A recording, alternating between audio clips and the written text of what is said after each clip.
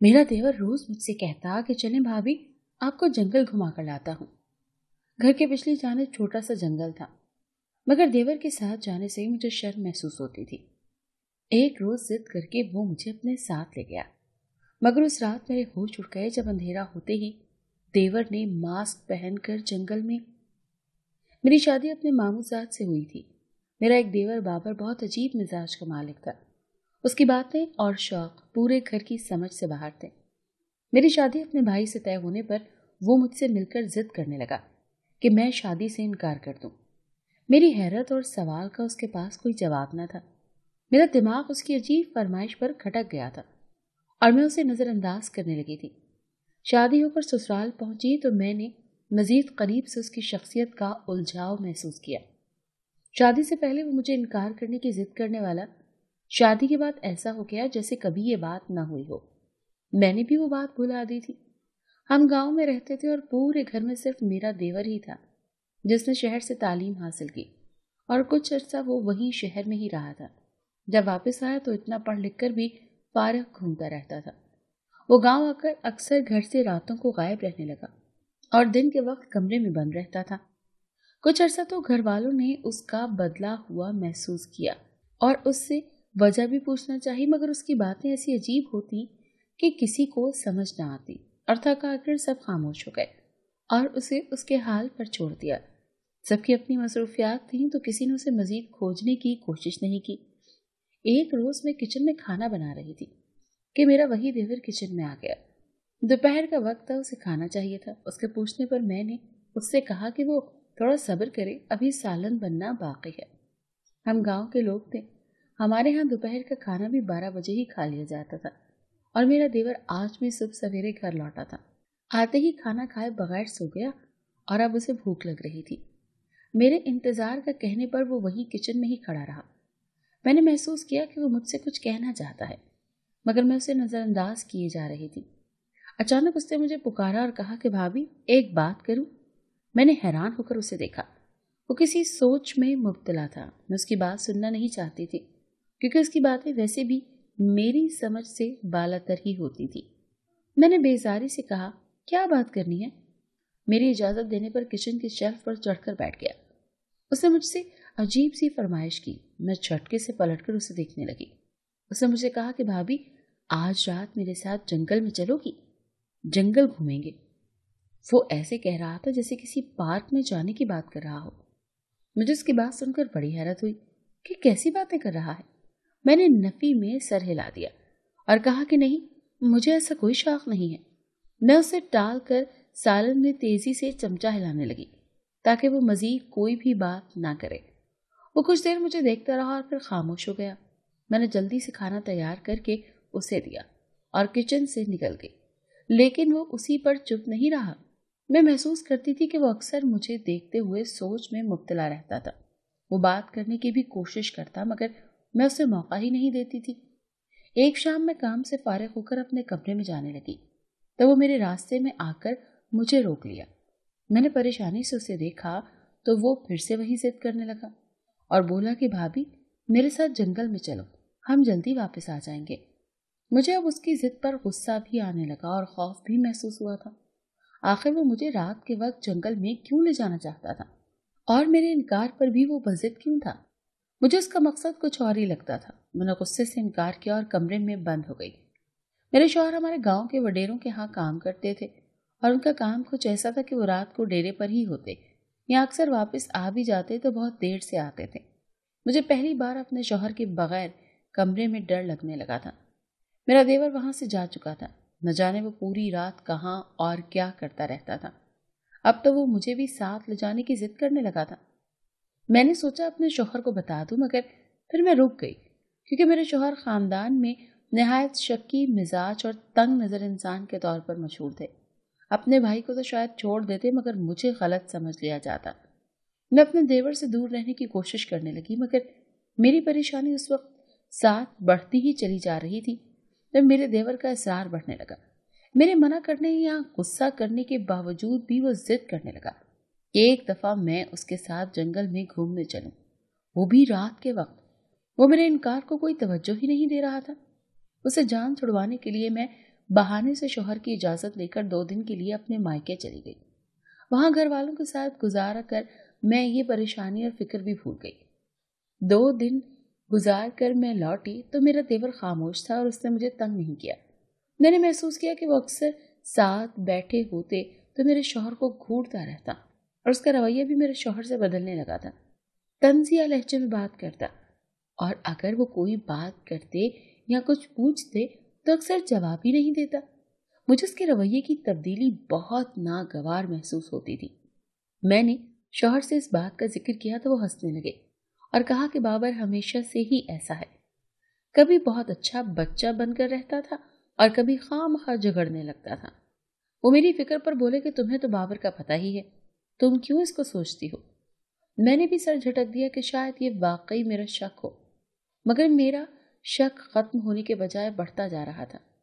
मेरा वो देवर अक्सर घर में बहुत कम वक्त गुजारता था और अब तो रात के अलावा दिन में भी गायब रहने लगा। एक रोज मैं उसके कमरे की सफाई कर रही थी कि मुझे उसके बिस्तर के नीचे से कोई अजीब सी चीज नजर आई। मैंने उठाकर देखा तो वो एक स्याह रंग का मास्क था और इतना डरावना था कि मेरी चीख निकलते निकलते रह गई। मैंने वो मास्क फेंक कर खौफजदा नजरों से इर्द गिर्द देखा। इसके अलावा कमरे से कुछ नहीं मिला। मैं अभी वो मास्क देख ही रही थी कि बाबर आ गया। वो मुझे वहां देखकर चौंक गया था। ये सब क्या है बाबर, ये मास्क क्यों रखा हुआ है? मैंने परेशानी से सवाल किया तो उसने खामोशी से वो मास्क उठाकर एक तरफ रखा और कहा कि अगर ये बात जाननी है तो मेरे साथ जंगल में जाना होगा, सब पता चल जाएगा। मैं इनकार करके कमरे में जाने लगी तो मेरा रास्ता रोक गया और बोला कि अगर मैं ना मानी तो वो जबरदस्ती ले जाएगा, इसीलिए बेहतर है कि आज रात में तैयार रहूं। मैं उसकी धमकी पर साकित सी खड़ी रह गई। वो आखिर मुझसे क्या चाहता था? जंगल ले जाकर वो मेरे साथ क्या करने वाला था? क्यों जबरदस्ती कर रहा था? मैंने बहाना बनाना चाहा कि आज मेरे शौहर जल्दी वापस घर आ जाएंगे। मेरे बहाने पर वो पुरसुकून लहजे में बोला, फिक्र न करें भाभी, आज रात भाई घर नहीं आएंगे। मैं उसकी बात सुनकर भागती हुई अपने कमरे में चली गई और खौफ से रोने लगी। मुझे तो पहले ही उस पर शक रहता था, मगर आज उसका अंदाज कुछ ज्यादा ही जारहाना था। मेरे शौहर ने आज रात वापस आना था, वो खुद बता कर गए थे, मगर बाबर की बात मेरे दिमाग में खटकने लगी। वो क्या कहना चाहता था? इसी कश्मकश में शाम हो गई। मैंने परेशानी की कैफियत में जैसे तैसे करके खाना बनाया और सास को देकर अपने कमरे में बंद हो गई। मुझे लग रहा था कि इस तरह मैं बच जाऊंगी, मगर मेरी हैरत का कोई ठिकाना न रहा जब रात को अपने बताए गए वक्त पर बाबर मेरे कमरे के दरवाजे पर पहुंच गया। वो दरवाजे पर दस्तक देता रहा और मैं अनजान बनी रही, मगर ज्यादा देर उसने इंतजार नहीं किया। वो कमरे की पिछली खिड़की पर पहुंचा और ऊंची आवाज में बोला कि अगर मैं दरवाजा खोलकर उसके साथ ना गई तो वो इतने जोर से दस्तक देगा कि घर के सब लोग उठ जाएंगे। फिर सबको जवाब देती रहना कि मैं क्यों रात को दरवाजे पर खड़ा हूं। मैं सच में डर गई कि कहीं मेरी इज्जत पर कोई आंच ना आ जाए। मैंने उसकी हिदायत पर दरवाजा खोल दिया, मगर साथ ही मिन्नतें करने लगी कि वो मुझे बख्श दे, मैं जंगल में नहीं जाना चाहती। वो मेरी बात सुने बगैर मुझे खींचता हुआ घर के पिछले दरवाजे से निकला। हमारे घर की पिछली जानिब कुछ ही दूर जंगल था। मैं आज तक कभी वहां नहीं गई थी। सुना था कि उस जंगल से कभी भी कोई नहीं गुजरता, मगर बाबर मुझे उसी जंगल में खींचता हुआ ले गया। मैं आज पहली बार उस जंगल में दाखिल हो रही थी। दरख्तों के घने झुंड में जमीन पर सूखे पत्ते, दूर से कहीं कहीं परिंदों की हल्की हल्की आवाजें भी आ रही थी। जंगल के बीचों बीच वो एक जगह दरख्तों के पास रुक गया और मेरे रोने पर मुझे सख्ती से बोला कि अगर अब आवाज आई तो मैं मारी जाऊंगी, इसीलिए बेहतर है कि मैं खामोश रहूं। मैंने डरते मारे अपनी आवाज दबा ली। वो भी एक स्याह चादर में छुपा हुआ था। उसने वही स्याह अजीब शक्ल वाला मास्क निकालकर चेहरे पर चढ़ा लिया। मैं खौफ से दम साधे उसे देख रही थी। वो मुझे लेकर एक दरख्त के पीछे छुप गया और आहिस्तगी से बोला, वो सामने दरख्त के साथ देखो, एक कब्र है वहां। मैंने नजर सामने की तो वहां एक कब्र थी जो नीम अंधेरे में थी। मैंने देखकर सर हिला दिया। वो मजीद बोला कि मैं इसी कब्र को देखती रहूं। आज वो मुझे एक बहुत जरूरी चीज सिखाने वाला है जिसकी वजह से वो जंगल में आता रहता है। मैं उसकी बात पर हैरान सी उस कब्र को देखने लगी। رات کے اندھیرے میں اس جنگل کے بالکل درمیان میں اپنے اس دیور کے ساتھ کھڑی سامنے قبر کو گھور رہی تھی۔ مجھے لگا وہ مجھے پاگل بنا رہا ہے یا پھر کوئی جادو وغیرہ کے چکر میں پڑ چکا ہے۔ کافی دیر گزرنے کے بعد میں نے سامنے جو منظر دیکھا اس سے میری آنکھیں پھٹی کی پھٹی رہ گئی۔ وہ کوئی جادو یا پاگل پن نہیں تھا۔ سامنے وہ قبر کھل رہی تھی، بالکل ایسے جیسے کوئی دروازہ درمیان سے کھلتا ہے۔ میں منہ کھولے سامنے دیکھ رہی تھی۔ قبر کا منہ کھلنے کے بعد اس میں سے کچھ بندے نکلے اور ان بندوں میں میرے شوہر بھی شامل تھے۔ یہ سب دیکھ کر میری حالت غیر ہونے لگی۔ میں بے ساختہ آگے بڑھ کر اپنے شوہر کو پکارنا چاہتی تھی، مگر میرے دیور نے مجھے روک کر میری آواز دبائی اور مجھے قابو میں کر لیا تاکہ میں حرکت نہ کر سکوں۔ وہ سرگوشی میں کچھ بولا تھا جو مجھے سمجھ نہیں آیا تھا۔ مجھے لگا وہ مجھے کچھ بتا رہا ہے مگر وہ مجھ سے بات ہی نہیں کر رہا تھا۔ اس کے بولنے پر تھوڑی دیر بعد درختوں سے ارد گرد تیزی سے لوگ نکل کر دائرے میں پھیلنے لگے۔ وہ سب لوگ جو دائرے بنا چکے تھے وہ سب کے سب سفید لباس میں تھے۔ اس رات جو سب میں نے دیکھا اور جو حقیقت مجھے پتہ چلی اس نے میرے حواس ہی چھین لیے تھے۔ میں صدمے سے نڈھال ہوتی بے ہوش ہو گئی تھی۔ میرا دیور مجھے کیسے اور کب گھر لایا مجھے کچھ پتہ نہیں تھا۔ مجھے 2 دن بعد ہوش آیا تو میں خالی دماغ لیے پڑی تھی۔ مجھے بہت سارے لوگوں کے رونے کی آوازیں آ رہی تھیں۔ میں گھبرا کر باہر نکلی تو گھر میں سارا خاندان جمع تھا اور میری ساس بین کر رہی تھی۔ میری ماں نے مجھے دیکھتے ہی مجھے خود سے لپٹا لیا اور تب مجھے پتہ چلا کہ میرے شوہر کا قتل ہو چکا ہے۔ مجھ پر قیامت ٹوٹ پڑی تھی۔ میرے شوہر کا جنازہ اٹھ چکا تھا اور میں ہوش میں ہی نہ تھی۔ میں سمجھ نہیں پا رہی تھی کہ میں کس بات پر ماتم کروں، اس حقیقت پر جو اس رات مجھے پتہ چلی یا اس غم پر کہ میں بیوہ ہو چکی تھی۔ میرا وجود ریزہ ریزہ ہو چکا تھا۔ میں عدت میں بیٹھ گئی تھی۔ میرے تو حواس کام ہی نہیں کر رہے تھے۔ میری زبان کو قفل لگ چکا تھا۔ میرے کمرے کے سامنے سے میرا دیور گزرا۔ اسے دیکھ کر میں اپنے ہوش گنوا بیٹھی۔ چیل کی طرح اس پر جھپٹ کر میں نے اس کا گریبان پکڑ لیا۔ میں چیخ رہی تھی کہ اس نے میرے شوہر کو مروا دیا۔ وہ جانتا تھا کہ جنگل میں اس رات کیا ہونے والا تھا، وہ سب جانتا تھا۔ میں اس کا گریبان جھنجھوڑ جھنجھوڑ کر چیخ رہی تھی اور کہہ رہی تھی کہ وہ میرے شوہر کے قتل کا ذمہ دار ہے۔ میری چیخوں پر سب گھر والے جمع ہو گئے، مجھ سے سوال کرنے لگے کہ کیا ہوا، تو میں نے سب کے سامنے کہہ دیا کہ میرا یہ دیور میرے شوہر کا قاتل ہے، اس نے میرے شوہر کو مروایا ہے۔ میں نے اپنی آنکھوں کے سامنے اپنے شوہر کو مرتا دیکھا ہے اور یہ بدبخت مجھے میرے شوہر کی موت دکھانے کے لیے آدھی رات کو جنگل میں لے گیا تھا۔ میں چیختے چیختے ایک بار پھر سے بے ہوش ہو گئی تھی۔ مجھے دیر بعد ہوش آیا تو میں ہسپتال میں تھی اور میرا دیور میرے سامنے بیٹھا ہوا تھا۔ شاید وہ میرے ہوش میں آنے کا انتظار کر رہا تھا۔ میں اس کی طرف دیکھنا بھی نہیں چاہتی تھی۔ میں نے اس سے کہا کہ میرے باقی سب گھر والے کہاں ہیں، تو اس نے مجھ سے کہا کہ میں نے سب کو واپس گاؤں بھیج دیا ہے کیونکہ میں آپ سے بہت ضروری بات کرنا چاہتا ہوں۔ میرا آپ سے بات کرنا بہت ضروری ہے۔